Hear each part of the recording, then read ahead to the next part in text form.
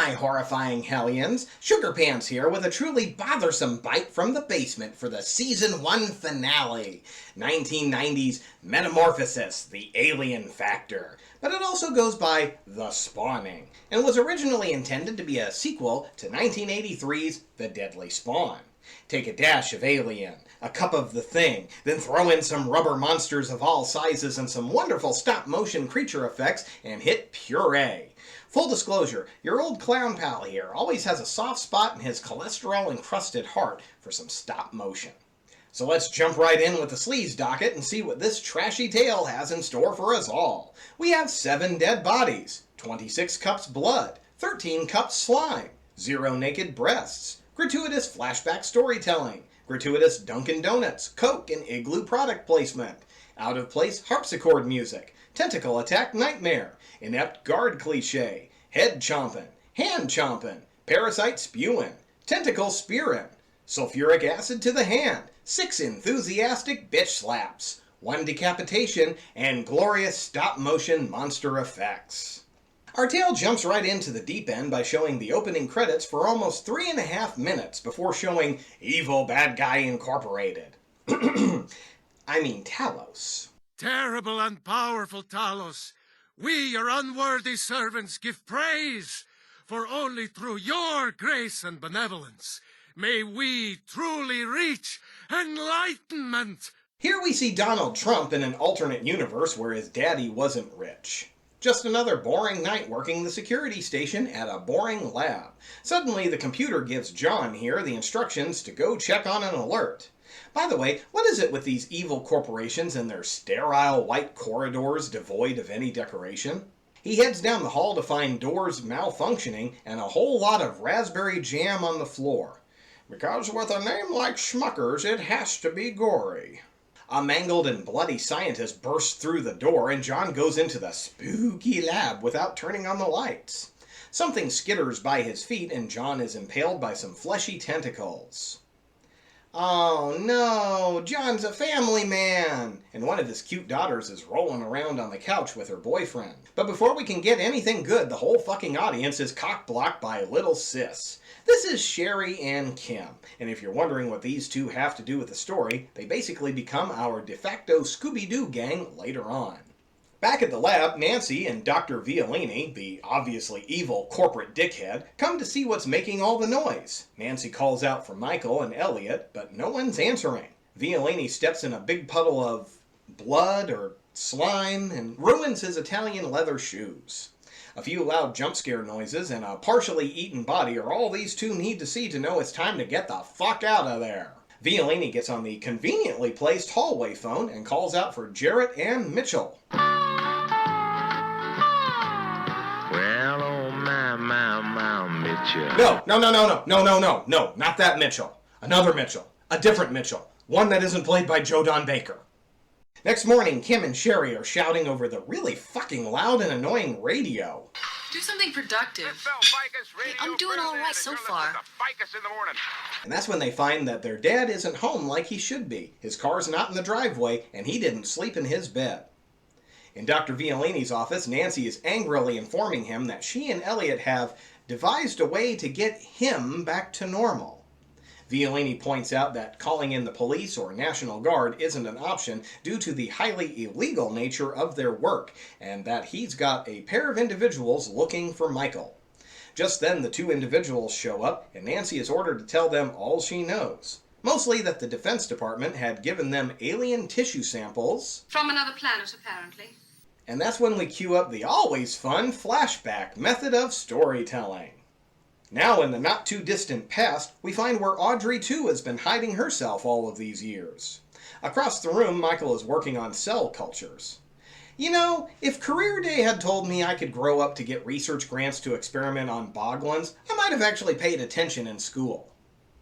Bunnies, rats, even underwater Muppets. Oh, and we all know it's a great idea to jump up and scare a person working with delicate scientific instruments and infectious organisms. It's here that we find out that Nancy and Michael have a little romantic thing going on. Nancy goes to give a treat to the cute little pupper they picked up from Silent Hill. But thankfully it's in a cage. She kisses Michael, which makes him jab the boglin in the eye with a needle, and it chomps right into his hand. The infection works quickly, and Michael's genius solution is to dump sulfuric acid all over his wound. Not exactly the best idea. I mean, can we just put a hand wash station or something else that's actually OSHA approved? Unfortunately, the acid doesn't work and the infection starts coursing up his arm. In walks Elliot, the hilarious scientist who never takes anything seriously. No, I usually don't make house calls. Let me tell you something, if I had a mutated creature bite me and then be doused in acid, the last thing I want is fucking Patch Adams here rolling in to give me 49 cc's of hilarity. During his examination, Elliot says they need to get Michael to a hospital, but Violini announces that won't be necessary as their facility is good enough. And just in case you needed more proof that Violini was pure evil, Nancy suggests that Violini has personal reasons to keep Michael from getting outside medical treatment. Michael had developed a virus that might have eventually become a cure for cancer, but Violini buried the trials, killing the research possibility. During an argument about it, Michael threatens to expose everything unethical Talos was working on, a threat Violini doesn't take lightly. Back in the lab, Michael isn't doing very well, but I blame that more on Dr. Jokes-a-Lot than the virus itself. Michael's cellular structure is being redesigned by the alien tissue. Elliot probes one of Michael's newly formed holes and outflies a set of alien dentures complete with stinger and venom. Nancy's deposition is interrupted when Sherry shows up looking for her father, and Violini turns the charm up to 1,000. Basically, he goes from pure evil to evil and fucking creepy. He checks the security logs and shows that her father called in sick and didn't work his shift last night. Sherry admits that's very strange, but is quickly ushered out the door. You know, if you just gave about 5 minutes of thought to this, I bet a much better excuse would have been, "He's working in a top secret area and has been sequestered for the next few days." But we had to have a plot point to get more bodies in harm's way. And here's where we get our first glimpse at whatever the hell Michael's transformed into, a gloppy, fleshy mess with a nasty set of teeth hiding somewhere in the facility. But before that, he was looking pretty fucked up too. Back in Yesterday Land, we see a groaning wad of bubble gum laying on the slab. Elliot's startled during an examination, and he drops his probe into Michael's chest. Seriously, how many times do we have to learn the lesson of don't sneak up on anyone in this fucking lab? When the probe is retrieved, it's damaged, and we find out Michael's blood has become caustic. Now, is that because of the acid that he used to stop the infection, or is it just an accidental coincidence, and I'm trying to give the writers too much credit? Who knows? During an experiment, Elliot figures out a possible cure, blasting the infected cells with a modified atom smasher, and that's when we get the tired Star Trek trope of long-winded technobabble followed by a grossly oversimplified explanation. You see, the particles are accelerated through a series of electromagnets. As they travel and build up speed around its curved course, electrons fly off, sort of like tires screeching when you take a turn very fast. Unfortunately, they need to make modifications to the facility's cyclotron in order to have a big enough machine to handle Michael all at once, and that's going to take some time to set up. By the time preparations have been finalized, the human-sized boil that used to be Michael was ready to pop. A giant toothed maw bursts from what used to be a chest and immediately fires a grappling tentacle at Elliot, pulling him in for a bite. Oh, hey, this is where the movie started. Hopefully that means no more flashbacks. Sherry's arguing with her boyfriend about the whereabouts of her dad. Suddenly she remembers the brand spanking new answering machine her dad bought. I didn't even think about the answering machine. I just got it a few days ago. Guess who? Sorry to leave you so many messages. Just lonely here, thinking about the muscle-on paper boy. Wishing he'd come by and bring me some good news. Turns out Dad forgot his security badge, so he calls home to see if she could bring it to him. But then he says that he can use another guard's for the night. So now, Sherry is certain that something bad has happened. She also says that Dad's been telling her about all the weird experiments they've been doing and that he doesn't feel safe working there. Good instincts, John! And it's about one shift too late, though, but still. Armed with her dad's security pass, Sherry decides to head to Talos to get to the bottom of things. She tells Kim to stay at home in case he calls. You know, my favorite part in this plan is that the highly secret governmental science lab conducting illegal experiments on alien DNA would even allow a security guard to take an all-access pass off the premises. Violini gives his goons the order to destroy Michael when they find him, and if Nancy gets in the way, she can have an accident too.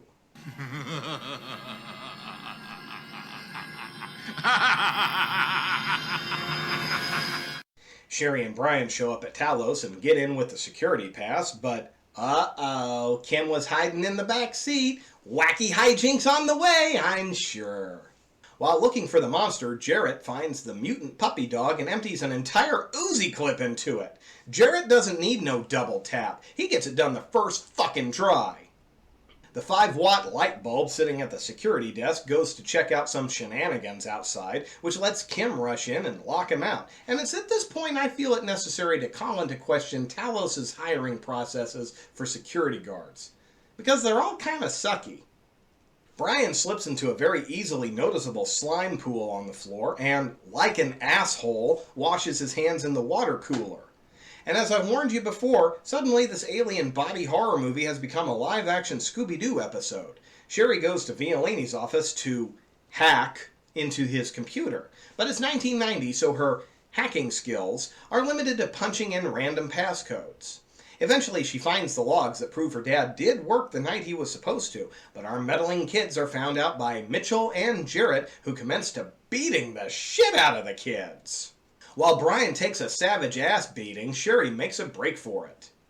Kim's wandering aimlessly and decides to stop for a smoke next to a giant pile of dead mutant dog that she completely didn't notice. Seriously, this whole building is clinically sterile white hallways. How do people continue to not notice all the gore laying about?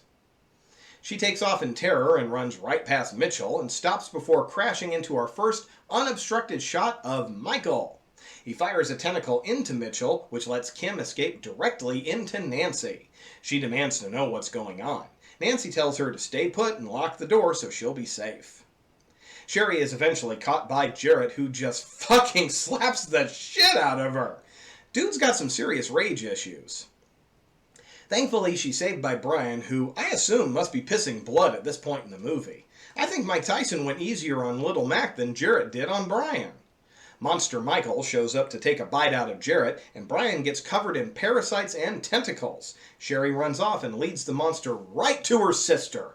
Nice work, girls. A prom limo shows up to the compound, and a very angry Violini finds the guard still locked outside. Sherry runs for a vial of acid, but gets hit with a parasite and tentacle before she can reach it. Kim grabs the jar and chucks it at the beast and pisses it off something fierce. Now, before we go on, I have to ask, didn't the movie kind of go out of its way to show us that its blood was turning acidic? If so, why would acid be an effective attack? Violini and the guards show up and take a few shots at the monster, which just makes it forget about the girls and find a new target. Violini is tentacled and gloriously decapitated. Outside, Sherry and Kim want to leave, but Mitchell tells them the security lockdowns are in place and no one's leaving until he finishes his job and kills the monster. Say what you will about him, but at least he has the tenacity to finish the job that he was hired to do instead of running away. He goes back to lure the monster into the cyclotron, and that's when we see the stop-motion death of what I assume to be Nancy, since she was the only other person in the room. You know, I really have to wonder if anyone at Capcom was a fan of this movie, because I'm getting some serious Resident Evil vibes off of this.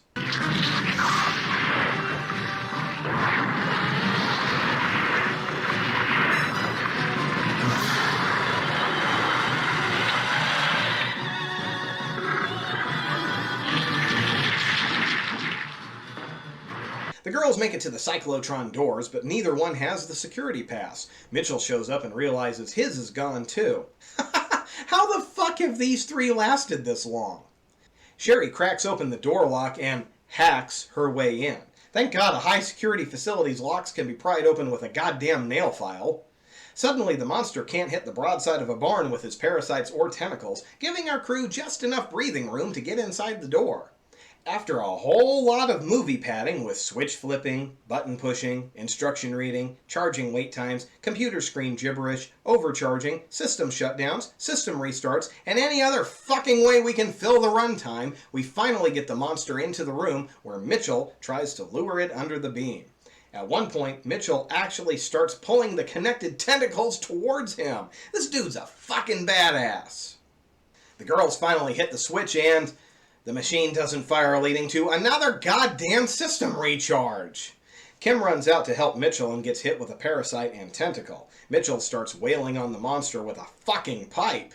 Finally, the machine is ready and kaboom! The monster is bombarded with magical plot particles, and we get to see Michael painfully revert back through his stages of transformation. Mitchell reloads his gun to put Michael down once and for all, but before that happens, Michael does his very best Willem Dafoe impression.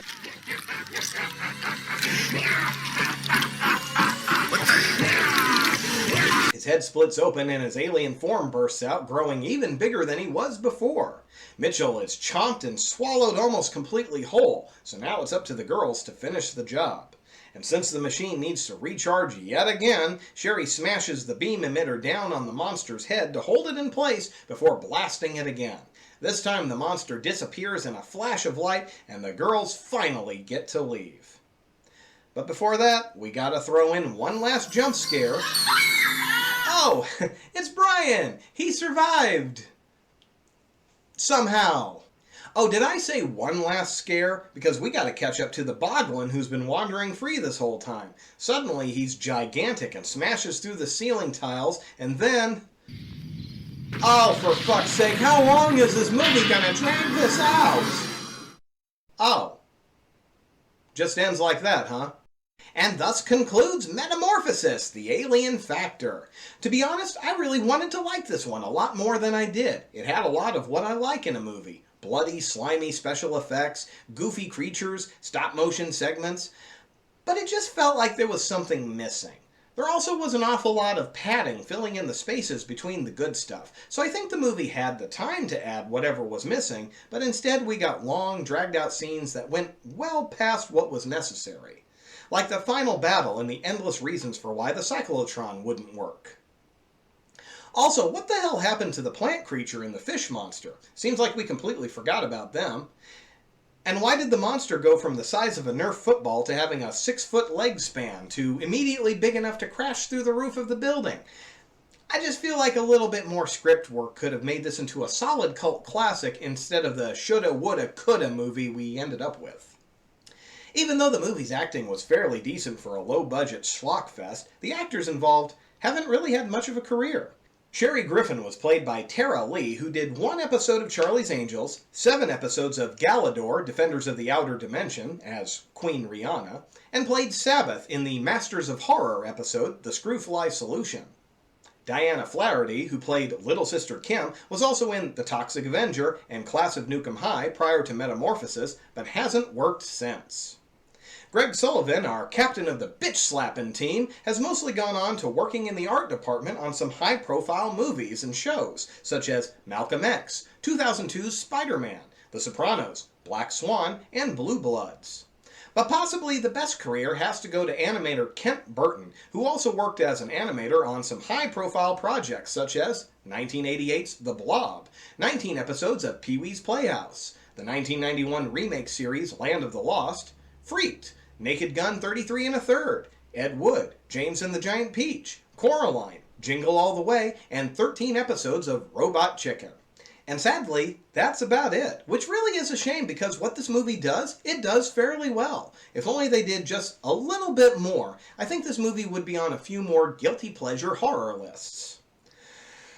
Whew, and that brings us to the end of the first season of the show.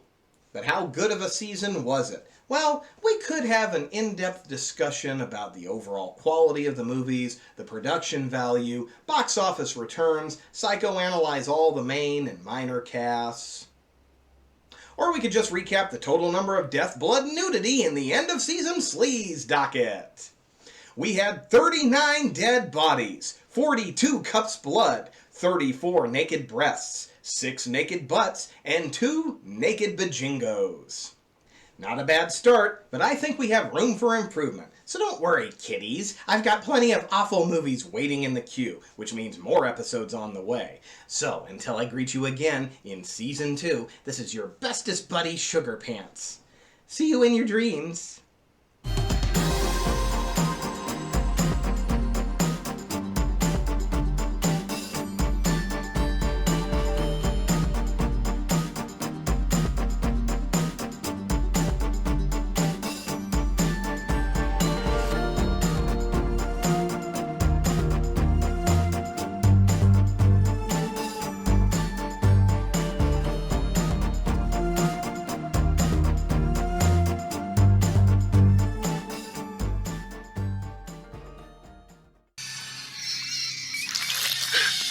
Jesus Christ!